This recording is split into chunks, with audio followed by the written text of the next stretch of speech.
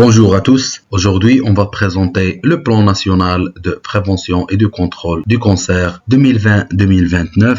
Et ce plan va aider les étudiants, les lauréats et les professionnels de santé lors de la préparation au concours de recrutement, master et examen d'attitude professionnelle. Donc, ce plan préconise de consolider et de pérenniser les acquis du premier plan 2010-2019 parce que ça, c'est un deuxième plan 2020-2029. Donc, aussi de corriger les insuffisances identifiées du premier plan, particulièrement celles relatives à la gouvernance du plan et à la qualité des soins, et aussi de proposer des actions et mesures innovantes dans tous les domaines, bien sûr. Il a été élaboré par les équipes de la Fondation Lella Slema et le ministère de la Santé, avec la participation de très nombreux acteurs de la lutte contre le cancer au Maroc. Donc, le cancer constitue dans le monde un fléau global et un problème majeur de santé publique, du fait de son fort taux de mortalité et surtout du coût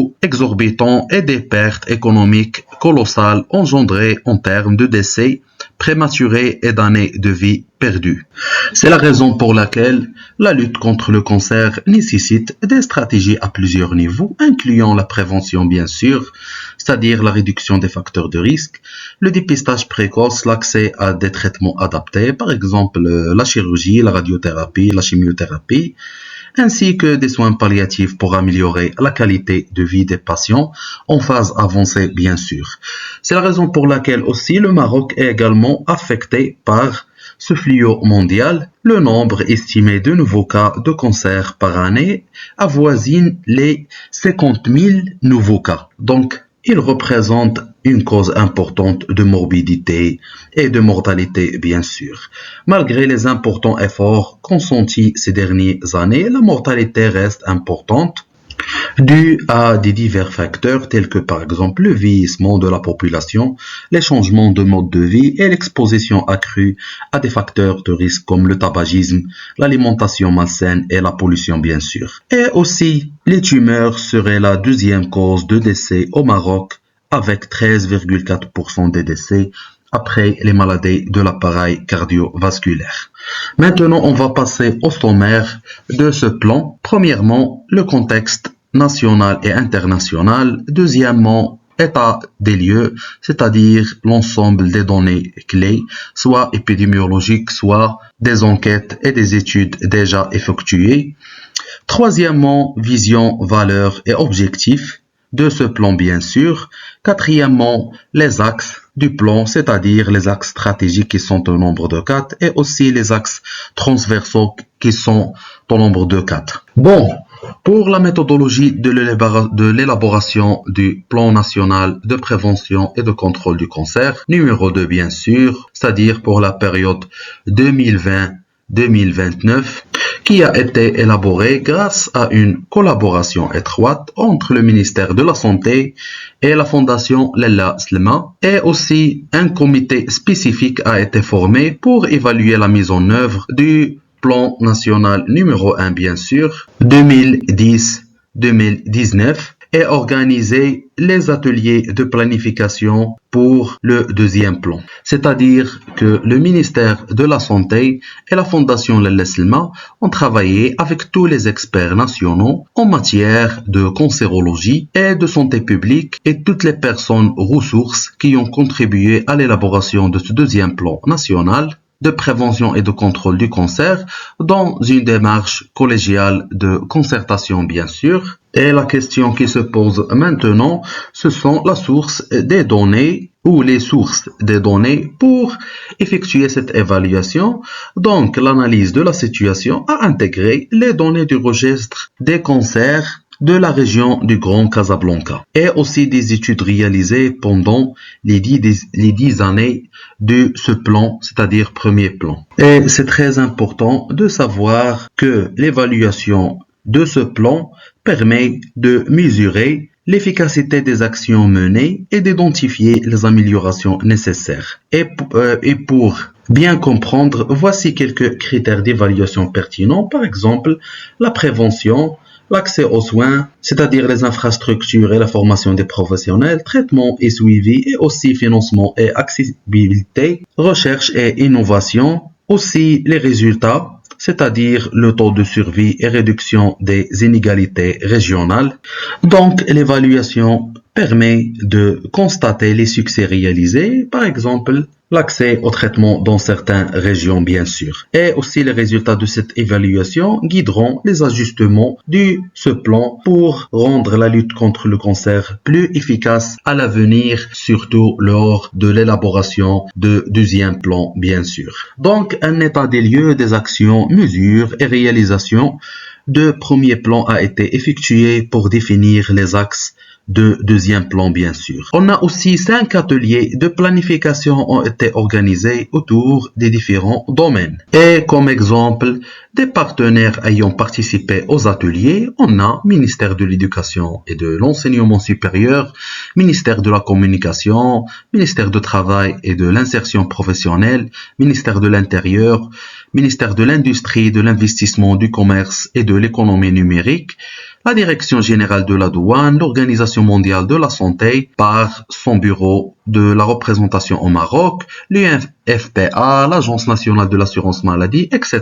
On a beaucoup des intervenants et des partenaires qui ont participé aux ateliers. C'est la raison pour laquelle ils ont créé 5 ateliers de planification. Donc, les différents concernés sont la prise en charge, soins de support, soins palliatifs, prévention, détection précoce, gouvernance, système d'information, assurance qualité, formation, recherche. Et ces ateliers-là ou ces domaines-là qui vont ou qui seront programmés comme des axes stratégiques et aussi des axes transversaux. Ces ateliers ont permis de proposer des recommandations basées sur les conclusions des évaluations. Ils ont été animés par des experts nationaux et ont impliqué les départements et organismes concernés par chaque domaine stratégique. Et voici le schéma de l'échéancier et méthodologie de travail. On a ici la comité de pilotage, c'est-à-dire l'état des lieux de la mise en œuvre du premier plan, bien sûr, qui va faciliter l'exploitation et analyse des données qui sont essentielles pour évaluer l'efficacité des stratégies mises en œuvre et aussi identifier les lacunes et orienter les futures interventions. On a aussi les ateliers de planification qui sont au nombre de 5 qui vont interpréter les étapes principales et les approches possibles pour exploiter et analyser les données, c'est-à-dire ces données-là, pour la mise en œuvre d'une synthèse, bien sûr.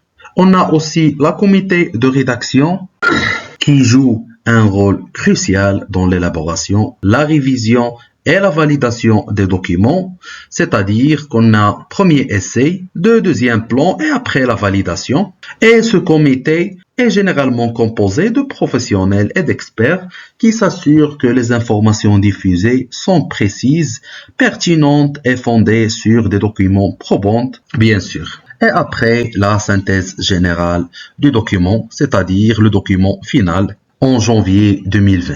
Maintenant, on va passer chapitre 1, contexte international et national, et on va commencer par le contexte international. Et le contexte international joue un rôle central dans la conception et la mise en œuvre du programme ou ce plan, parce qu'il s'inscrit dans une dynamique globale de santé publique, influencée par les directives, les recommandations et l'initiative des organisations internationales.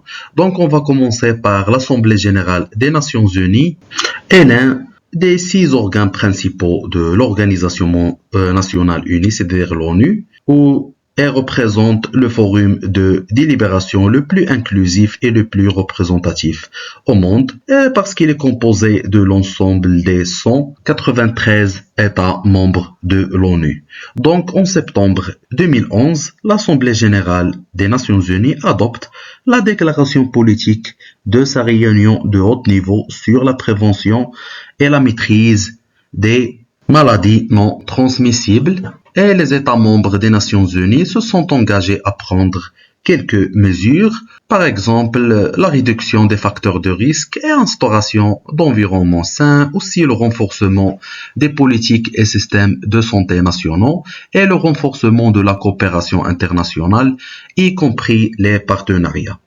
En septembre 2018, la troisième réunion de haut niveau des Nations Unies sur les maladies non transmissibles, organisée en marge de l'Assemblée générale des Nations Unies, a confirmé l'importance accordée à la lutte contre ces maladies, bien sûr.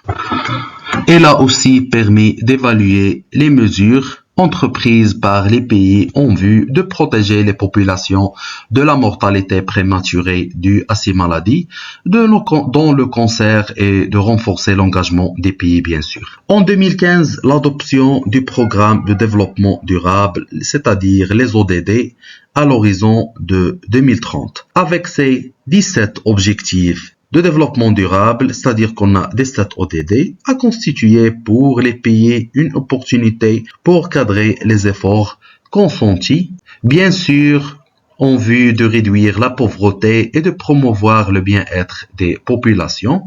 Donc c'est très important de savoir le rôle de l'ODD 3, c'est de permettre à tous de vivre en bonne santé et promouvoir le bien-être de tous à tout âge. Donc, l'ODD 3 a placé la santé comme déterminant essentiel de tout développement économique ou social. C'est la raison pour laquelle on va présenter les deux cibles qui concernent la prévention et la lutte contre le cancer, bien sûr.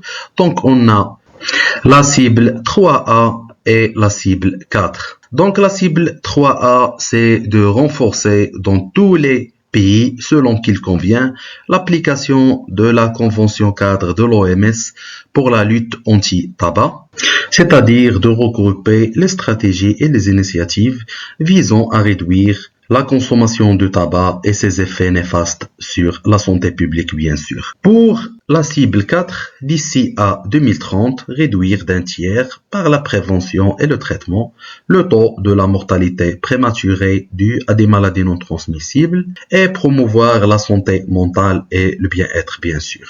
C'est-à-dire que cette cible inclut plusieurs sous-objectifs, par exemple la prévention et contrôle, et aussi l'accès aux soins, renforcement des systèmes de santé et soutien à la santé mentale. Maintenant, on va passer au contexte national. Premièrement, la Constitution de 2011, notamment dans les dispositions de l'article 31 consacré au droit d'accès aux soins de santé, et l'article 31 qui stipule que l'État, les établissements publics et les collectivités territoriales ouvrent à la mobilisation de tous les moyens disponibles pour faciliter l'égal accès des citoyennes et citoyens aux conditions de leur permettant de jouir du droit, c'est-à-dire aux soins de santé, à la protection sociale, à la couverture médicale et à la solidarité mutualiste ou organisée de l'État. Deuxièmement, la couverture médicale de base qui a marqué une avancée substantielle sur la voie d'une couverture sanitaire universelle. Et en 2020, 68% de la population marocaine dispose d'une couverture médicale de base. Troisièmement, le partenariat public-privé, c'est le programme gouvernemental 2016-2021 qui a promu la mise en œuvre du cadre juridique des partenariats publics-privés adopté en 2015 comme action phare pour l'amélioration de la gouvernance et le financement des établissements entreprises publiques et le partenariat public-privé comme voie de recherche de nouvelles performances dans le secteur de la santé, bien sûr. On a ici aussi la régionalisation avancée comme un chantier stratégique et structurel déterminant qui permettra de renforcer la gouvernance territoriale. Et dernièrement, la stratégie nationale multisectorielle de prévention et de contrôle des maladies non transmissibles 2019-2029 et aussi la signature de la Charte nationale de prévention et de contrôle des maladies non transmissibles par 17 départements, constituant également des opportunités importantes pour la mise en œuvre du plan national de prévention et de contrôle du cancer.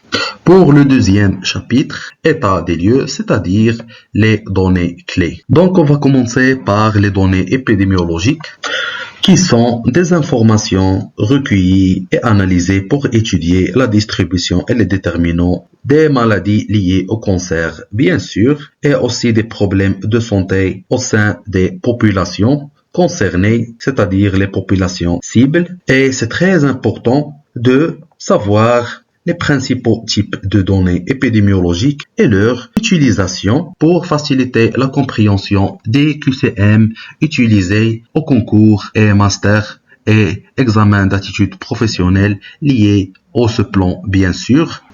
Et pour mémoriser efficacement ces données statistiques, j'ai essayé de présenter que les données statistiques fondamentaux liées au cancer, bien sûr, pour faciliter la compréhension des concepts. Donc, en 2018, le fardeau mondial du cancer a 18,8 millions de nouveaux cas et 9,6 millions de décès.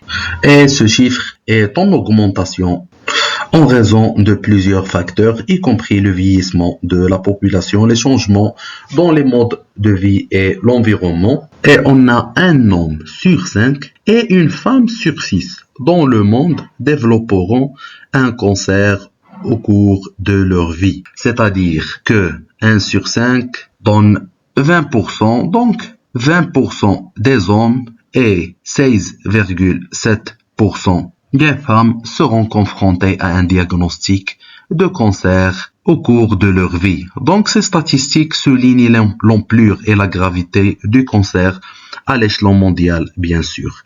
Et aussi, on a un homme sur 8 et une femme sur 11 vont mourir de cette maladie. Donc, c'est-à-dire que les chiffres concernant la mortalité, ils sont préoccupants et cela souligne non seulement la fréquence du cancer, mais aussi sur son impact potentiel sur la vie. Aussi, on a les cancers du poumon, du sein et du côlon rectum restent les 3 localisations touchant le plus de personnes dans le monde. C'est-à-dire que ces 3 cancers-là, ils figurent parmi les 5 les plus mortels. Donc, respectivement, le premier, c'est le cancer du poumon. Le 5e au monde, c'est le cancer du sein. Et le 3e au monde, c'est le cancer du côlon rectum. C'est-à-dire que ces 3 types de cancer, poumon, sein et côlon rectum, sont responsables d'un tiers de l'incidence du cancer et de mortalité dans le monde. Et aussi, on a le taux d'incidence standardisé sur la population mondiale est de 137,3 pour 100 000 habitants. L'incidence standardisée sur la population marocaine est 115,4 pour 100 000 Marocains. Et tout ça selon bien sûr le registre des cancers de la région du Grand Casablanca pour la période 2008-2012. Et le CIRC, c'est-à-dire le Centre international de recherche sur le cancer, estime le taux de mortalité par cancer au Maroc à 86,9 par 100 000. Donc, ces données mettent en avant l'importance de la prévention, du dépistage précoce et de l'accès à des traitements efficaces pour réduire le nombre de cas, surtout au Maroc, et améliorer les chances de survie.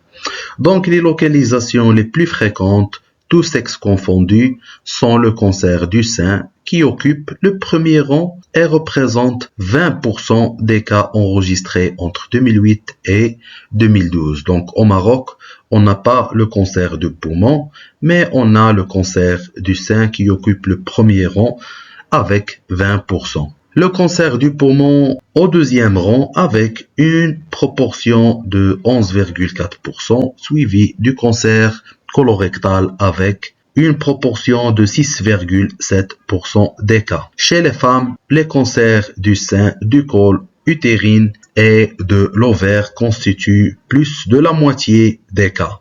C'est-à-dire que le cancer au Maroc touche les femmes plus que les hommes, avec une faible augmentation par rapport à la prévalence des deux, bien sûr. Et aussi l'augmentation du taux d'incidence de 101,7 pour 100 000 Marocains en 2004 à 137,3 pour 100 000 en 2012 est due à de nombreux facteurs relatifs au vieillissement de la population, certains comportements à risque, tabac, alimentation mal équilibrée, aussi le mode de vie, c'est-à-dire la sédentarité, obésité, et certains facteurs environnementaux, bien sûr, par exemple la pollution, exposition professionnelle, ainsi qu'à l'amélioration de l'accès au diagnostic des cancers et au programme organisé de détection précoce. Maintenant, on va passer à la prévalence des principaux facteurs de risque comportementaux. Donc, on va commencer par environ un tiers des décès par cancer est dû aux 5 principaux facteurs de risque comportementaux et alimentaires.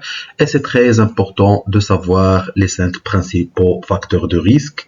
Donc, on va commencer premièrement par l'indice élevé de masse corporelle, donc qui est un outil utilisé pour évaluer la corpulence d'une personne en fonction de 2 paramètres bien sûr, c'est-à-dire poids et taille. Il est couramment utilisé pour classer les individus en différentes catégories de poids, ce qui peut avoir des implications sur leur santé.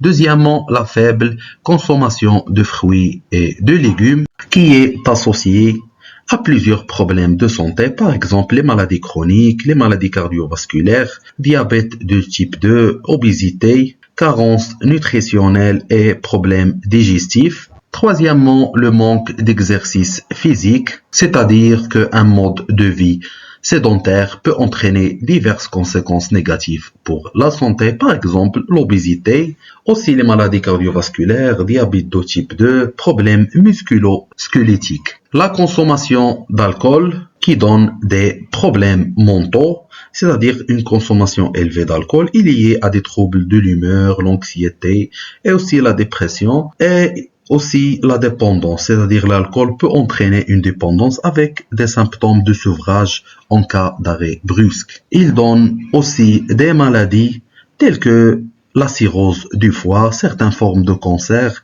comme le cancer du foie, de la bouche, de l'œsophage et du sein, et bien sûr des maladies cardiovasculaires. On a le tabagisme qui donne bien sûr des maladies respiratoires est le principal cause de maladies respiratoires chroniques telles que la bronchite chronique et l'emphysème, c'est-à-dire les maladies pulmonaires obstructives chroniques. Il donne aussi des cancers parce qu'il est responsable de nombreux types de cancers, y compris le cancer du poumon, de la bouche, de la gorge, de l'œsophage, de la vessie et du pancréas. Donc, il est considéré comme étant responsable d'environ 22 du total des décès dus au cancer dans le monde. Et selon les données de l'enquête Stepwise réalisée pour le ministère de la Santé en 2017, on a 11,7% des Marocains âgés de 18 ans et plus fument du tabac. 21,1% des Marocains ont un niveau d'activité physique insuffisant. 53% des Marocains sont en surpoids et 20% sont obèses. 39,9% des personnes âgées de 18 à 79 ont au moins 2 facteurs de risque et 1,7% consomment de l'alcool. Donc, ces statistiques, elles représentent des menaces importantes pour la santé individuelle et publique. Maintenant, on va passer aux principales réalisations du premier plan, c'est-à-dire 2010-2019. Premièrement, la prévention, c'est-à-dire réduire la prévalence du tabagisme actif et passif. Des interventions innovantes ont été entreprises dans ce domaine, notamment l'institutionnalisation du programme collège et lycée sans tabac et aussi l'initiative en adoptant le slogan « Dites non à la première cigarette » et aussi pour le secteur professionnel, entreprise sans tabac.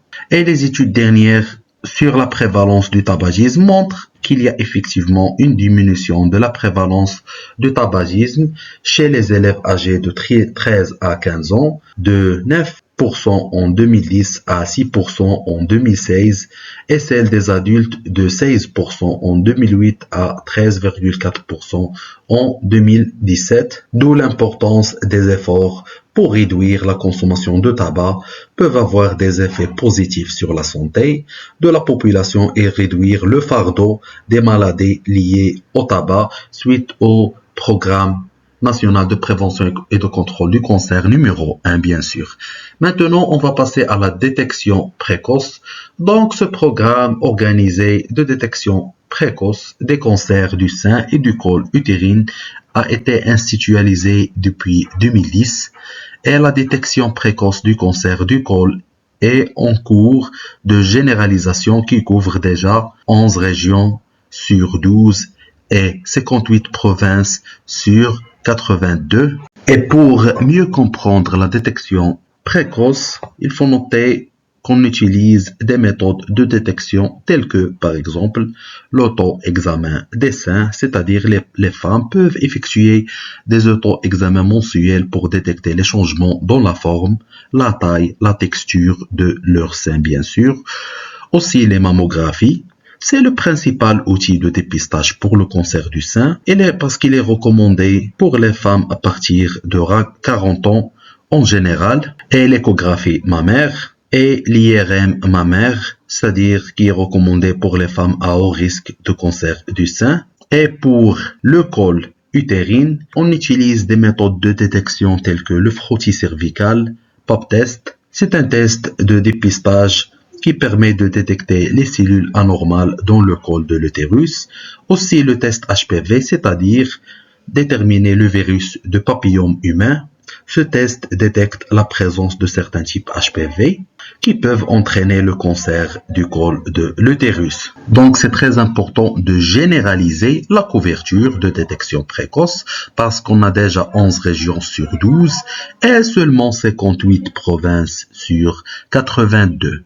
Et pour améliorer l'accès au diagnostic précoce des cancers du sein et du col utérin, on a 39 centres de référence de la santé de la reproductive ou la santé reproductive, c'est-à-dire CRSR, ont été construits alors que le premier plan ne prévoyait que seulement 23. 17 autres sont en cours de construction. Et pour comprendre le rôle de SRSR ou CRSR, c'est-à-dire Centre de référence de la santé reproductive, c'est de participer à l'éducation et la sensibilisation, aussi de prodiguer des services cliniques et aussi le soutien psychologique et conseil et prévention des MST ou IST, c'est-à-dire les maladies sexuellement transmissibles et les infections sexuellement transmissibles, par exemple le VIH-Sida. Donc il joue un rôle important, ce centre-là, pour l'amélioration de la santé de la femme et aussi la prévention. 16 équipes mobiles ont été mises en place pour couvrir les zones enclavées ou les zones qui sont souvent appelées zones isolées ou périphériques. Ces équipes mobiles, ils jouent un rôle important pour faciliter l'accessibilité de détection précoce des cancers dans les régions qui sont géographiquement éloignées des centres urbains et des infrastructures essentielles, ce qui peut entraîner divers défis socio-économiques et sanitaires liés au cancer, bien sûr. Le premier plan visait de couvrir par le dépistage 50% de la population ciblée par le programme et aussi cet objectif a été atteint pour le dépistage du cancer du sein proposé tous les 2 ans aux femmes âgées de 40 à 77 ans. Depuis 2015, plus de 30% des femmes ciblées sont couvertes annuellement, soit un taux de participation de 60%. Pour le dépistage de CCU proposé tous les 3 ans, sont couvertes annuellement, soit un taux de participation de 25% de la population cible. Et pourquoi on parle de ces 2 tranches d'âge, c'est-à-dire 40 à 77 ans et aussi 30 à 49 ans, parce que les femmes de ces tranches d'âge doivent être conscientes des recommandations de dépistage et se soumettre régulièrement aux examens appropriés. Cela nécessite une discussion ouverte avec les professionnels de santé, au Maroc bien sûr, sur les facteurs de risque individuels et aussi les antécédents médicaux. Donc la sensibilisation et l'éducation sont également essentielles pour encourager le dépistage et promouvoir les comportements de santé positifs. Le renforcement de l'accès à la prise en charge. 10 centres régionaux d'oncologie, CRO, sont opérationnels et disposent des ressources humaines spécialisées et des équipements adaptés à la prise en charge des cancers. En plus des CRO, 2 centres d'hémato-oncologie pédiatrique sont opérationnels au niveau des CHU de Casablanca et de Rabat. 2 autres centres à Fès et à Marrakech sont en cours d'opérationnalisation. Et c'est très important de généraliser les centres régionaux d'oncologie géographiquement au Maroc parce qu'ils jouent un rôle et regroupent différentes unités hospitalières. En plus de l'administration et des services généraux, on a les unités de consultation, les unités de traitement de radiologie, les unités de traitement de chimiothérapie, en hôpital du jour bien sûr, et les unités de pharmacie et d'hospitalisation de chimiothérapie et radiothérapie. Et pour les centres d'hémato-oncologie, qui sont des centres qui disposent des unités d'hospitalisation en oncologie, soit pédiatrique, soit aux adultes, d'une capacité litière différente d'un CHU à un autre, mais l'essentiel c'est d'avoir des unités d'hôpital du jour et aussi des fauteuils de chimiothérapie et des unités de greffe avec des lits bien sûr et des salles de consultation médicale. Et aussi c'est très important d'avoir des pôles d'excellence qui ont été mis en place dans 2 oncologie gynéco-mammaire à Casablanca et à Rabat et aussi un pôle d'excellence en chirurgie digestive à Rabat, un pôle d'excellence pour la chirurgie thoracique à Casablanca et un pôle d'excellence de la chirurgie traumatologique à Fès. Aussi, plus de 18 cliniques privées prodiguent des soins spécialisés en oncologie. On compte actuellement plus de 190 radiothérapeutes et près de 180 oncologues médicaux.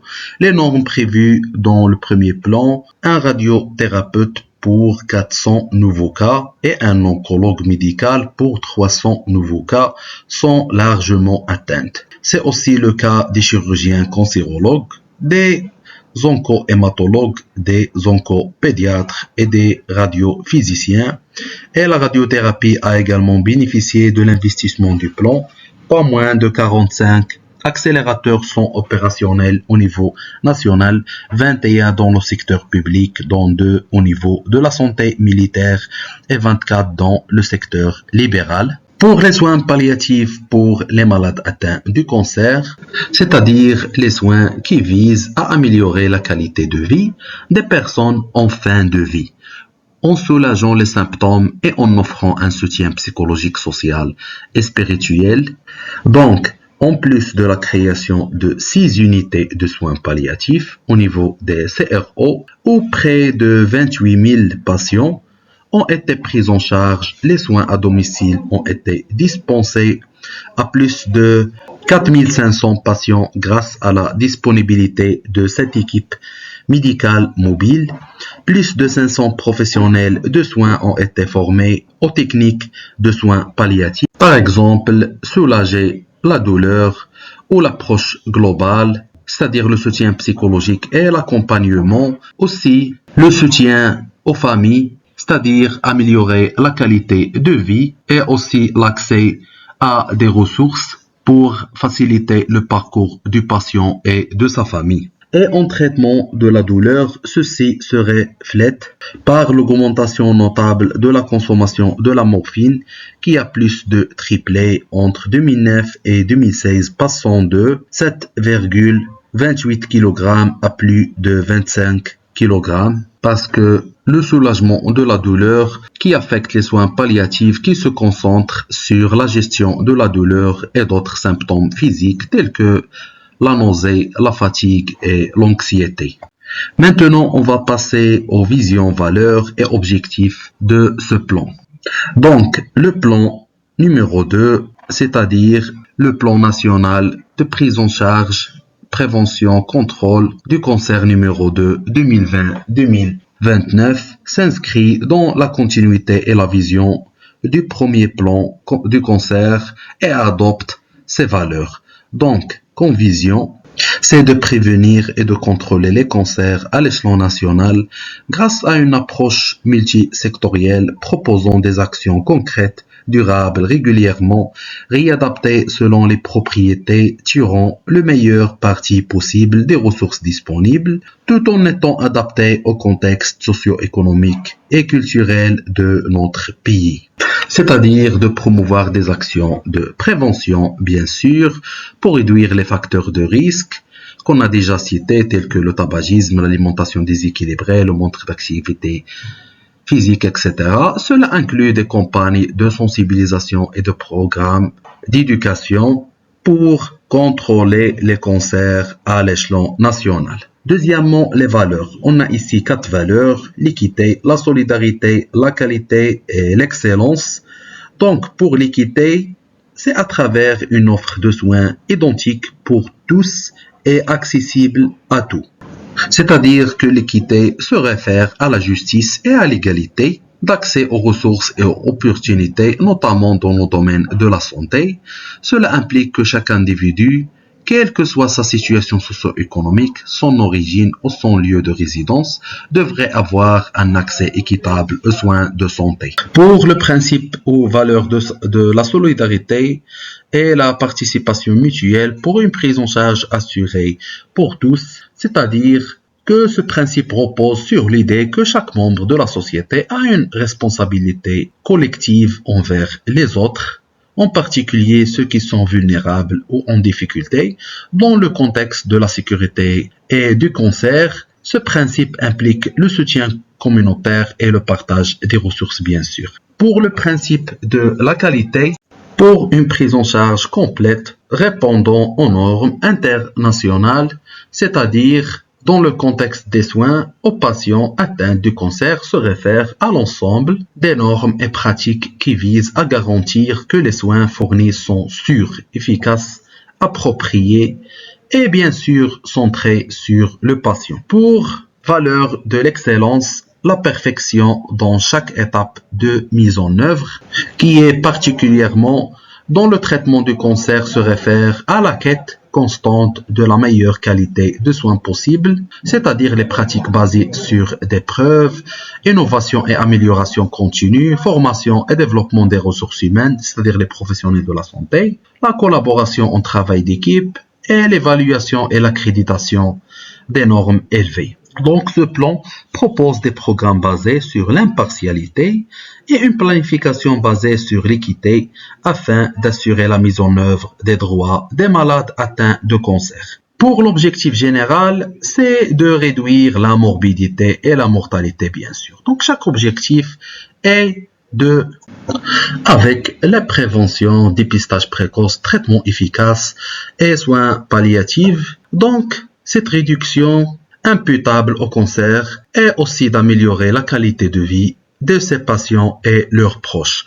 Pour les objectifs stratégiques, c'est de renforcer la surveillance et la lutte contre les facteurs de risque des cancers, c'est-à-dire l'alimentation, le tabagisme, l'activité physique et le comportement préventif en matière de surveillance, bien sûr. Renforcer la prévention et le contrôle du cancer du col de l'utérus en s'inscrivant dans l'initiative mondiale de l'élimination de ce cancer.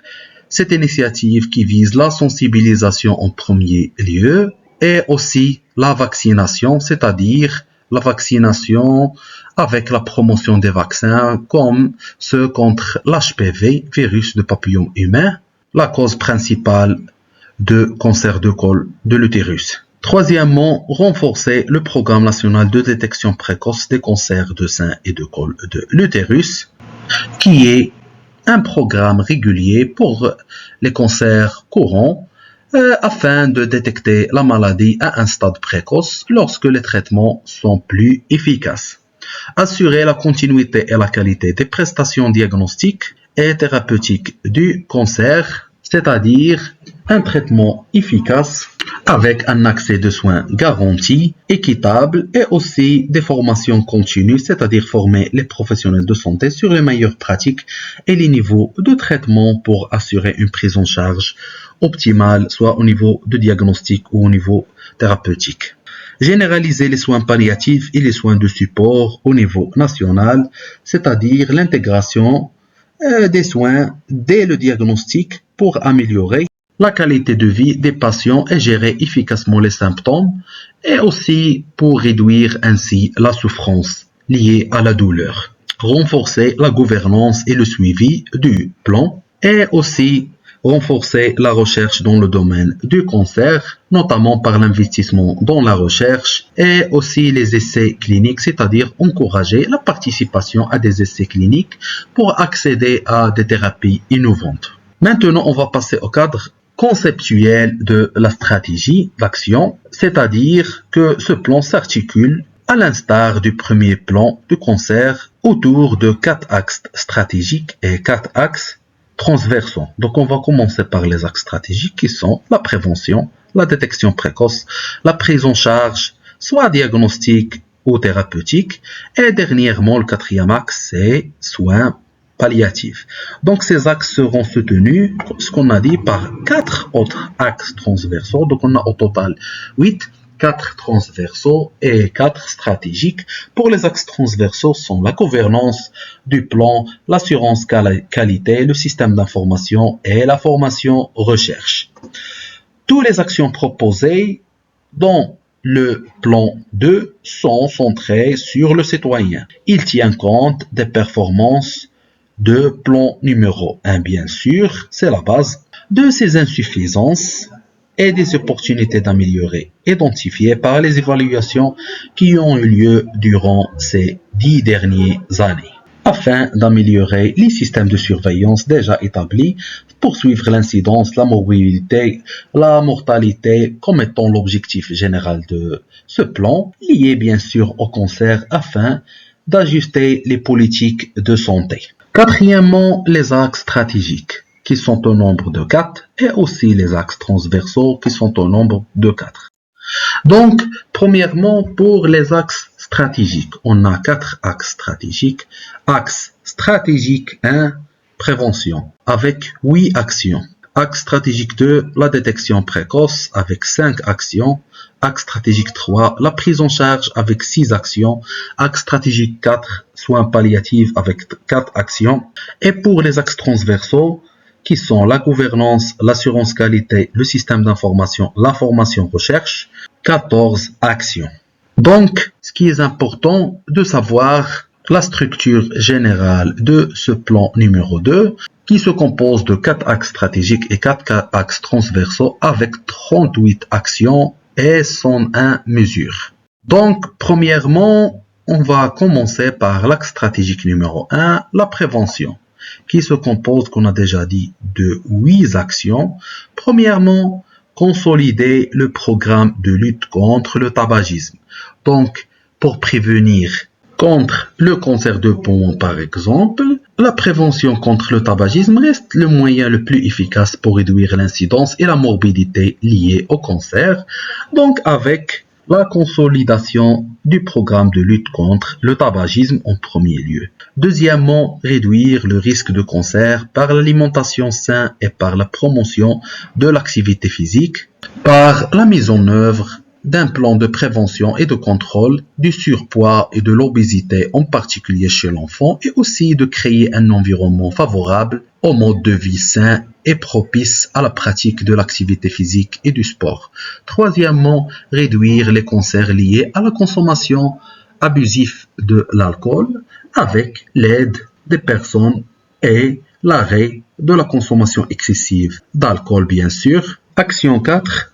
Prévenir le cancer du col de l'utérus avec la mise en œuvre de la stratégie de la vaccination anti-HPV. Cinquièmement, contrôler et maîtriser le risque de cancer lié aux hépatites virales avec le renforcement de la stratégie vaccinale contre l'hépatite B et la prise en charge les cas avec HVC, c'est-à-dire l'hépatite virale de type C, avec la surveillance des maladies atteintes de l'hépatite C spécialement et les populations en situation de précarité. Sixièmement, assurer la surveillance des cancers professionnels. Et ici, on va dire avec le renforcement de la prévention primaire au milieu de travail pour réduire l'exposition aux agents cancéreux et aussi l'élaboration des lignes directrices pour sensibiliser et éduquer la population exposée aux substances cancérigènes et aux risques environnementaux. 7. Renforcer la surveillance des cancers et de leurs facteurs de risque par la mesure de l'incidence, la mortalité et les autres paramètres épidémiologiques des cancers, bien sûr. 8. Créer une concertation nationale et régionale entre les prenantes en matière de prévention des cancers avec la mise en œuvre d'un code national de la prévention du cancer dans le cadre d'une approche multisectorielle, participative et communautaire, bien sûr.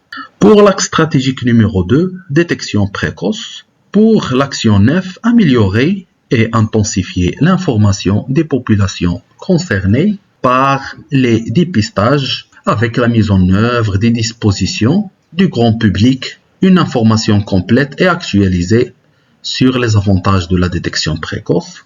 Action 10, faire reculer les inégalités face au cancer du sein par l'assurance de la gratuité de tous les actes de mammographie, échographie et prise de biopsie pour le diagnostic dans le cadre du programme, bien sûr. Aussi accroître l'efficacité du programme de diagnostic précoce du cancer du sein comme action 11 par l'amélioration de l'organisation des prestations de diagnostic du cancer du sein et aussi assurer le suivi et l'évaluation de programmes de détection précoce du cancer du sein et faire l'analyse des données en continu. Pour l'action 12, faire reculer les inégalités face au cancer du col utérin et réduire son incidence pour permettre à toute femme éligible l'accès à l'ensemble des prestations de détection précoce de CCU régulières et de qualité. Pour l'action 13, établir des partenariats publics-privés pour renforcer l'accès aux prestations de diagnostic anatomopathologique des cancers du sein et du col utérin. Pour l'axe stratégique 3, prise en charge. Donc l'action 14, c'est d'améliorer les activités de diagnostic précoce des cancers au niveau des soins de santé primaires, c'est-à-dire les cabinets privés et centres de santé. Donc, pour améliorer ces activités-là, il faut la mise en place des référentiels pour le diagnostic précoce des cancers, y compris les cancers de l'enfant dans les centres de santé et les cabinets privés, bien sûr. 15. Améliorer la prise en charge diagnostique au niveau 2 et 3, c'est-à-dire CHP, CHR, centre hospitalier provincial, régional, aussi les CHU, le centre hospitalier universitaire et les structures privées, bien sûr, pour standardiser les ressources humaines et garantir la disponibilité des équipements nécessaires pour le diagnostic du cancer par chaque niveau, soit 2 ou 3.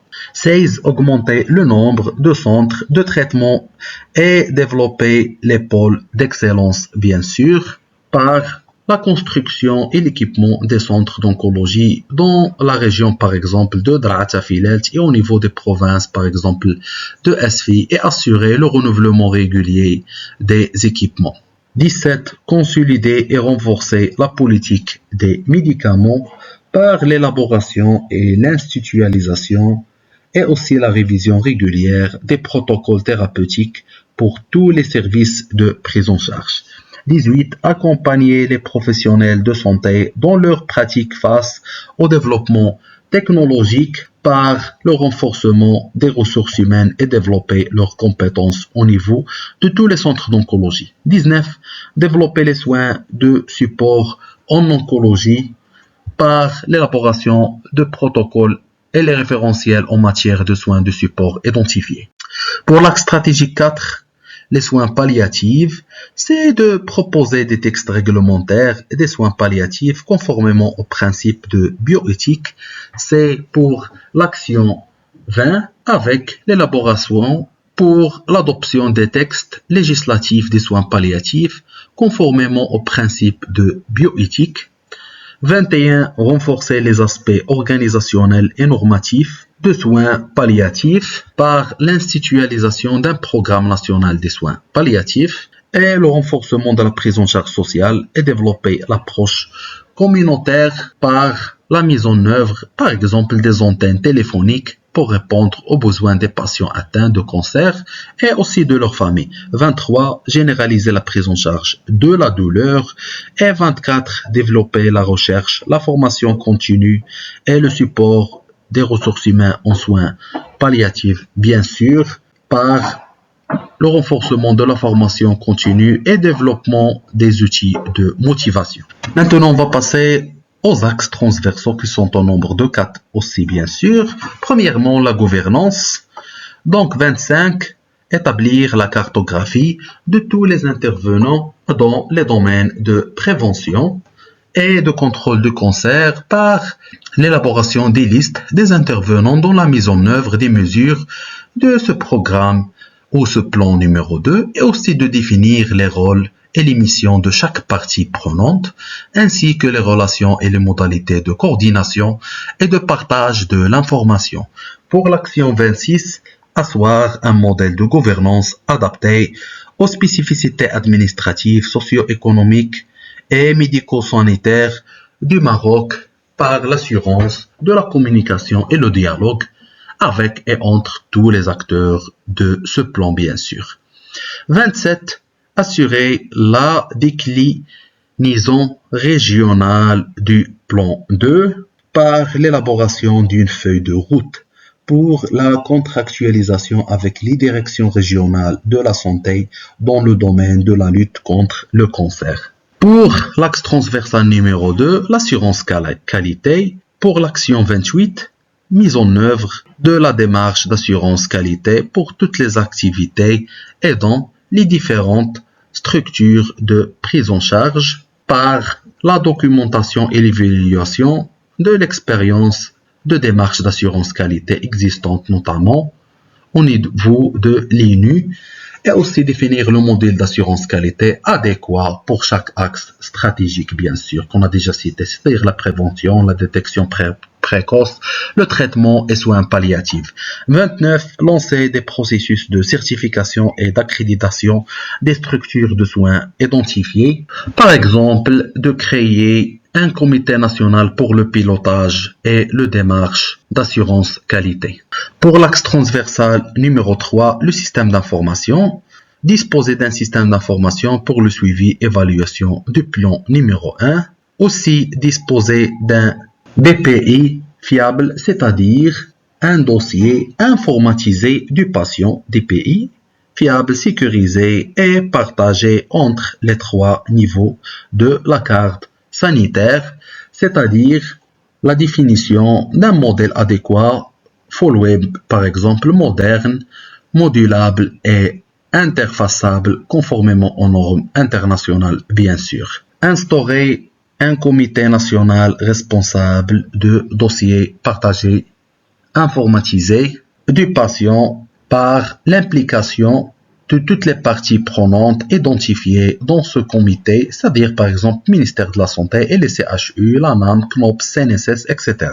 Pour l'axe transversal numéro 4, la formation recherche. 33. Assurer la formation de base de tous les profils nécessaires identifiés par la mise en œuvre ou la mise en place des mécanismes de coordination avec tous les intervenants, par exemple le ministère de la Santé, faculté de médecine, etc. 34. Renforcer la formation continue des professionnels de santé en matière de lutte contre le cancer. 35. Asseoir une stratégie de recherche en matière de cancer axée sur les aspects de recherche prioritaires. 36. Consolider le rôle de l'IRC comme coordinateur de la formation et la recherche en matière de cancérologie au Maroc. 37. Appuyer les publications scientifiques en matière de cancérologie. 38. Évaluer périodiquement le plan par la mise en œuvre de toutes les mesures de plan, bien sûr. Maintenant, on va passer aux indicateurs d'impact du plan, qui sont le nombre total annuel de patients diagnostiqués pour un cancer, qui peut varier considérablement selon le pays et la région, bien sûr. En général, les données mondiales indiquent des millions de nouveaux cas chaque année. Par exemple, selon l'OMS et d'autres sources, on estime qu'il y a environ 19 nouveaux cas de cancer chaque année dans le monde. Pour le nombre total annuel des patients traités pour cancer comme indicateur d'impact. Aussi l'incidence globale du cancer comme donnée de base pour l'élaboration des données épidémiologiques, aussi le taux global de mortalité par cancer et aussi le taux de mortalité par cancer de col de l'utérus. Je vous remercie de votre attention. N'oubliez pas de vous abonner à la chaîne et d'activer la cloche pour recevoir toutes les nouveautés et n'hésitez pas à écrire vos questions sur les commentaires pour faciliter la compréhension et merci beaucoup.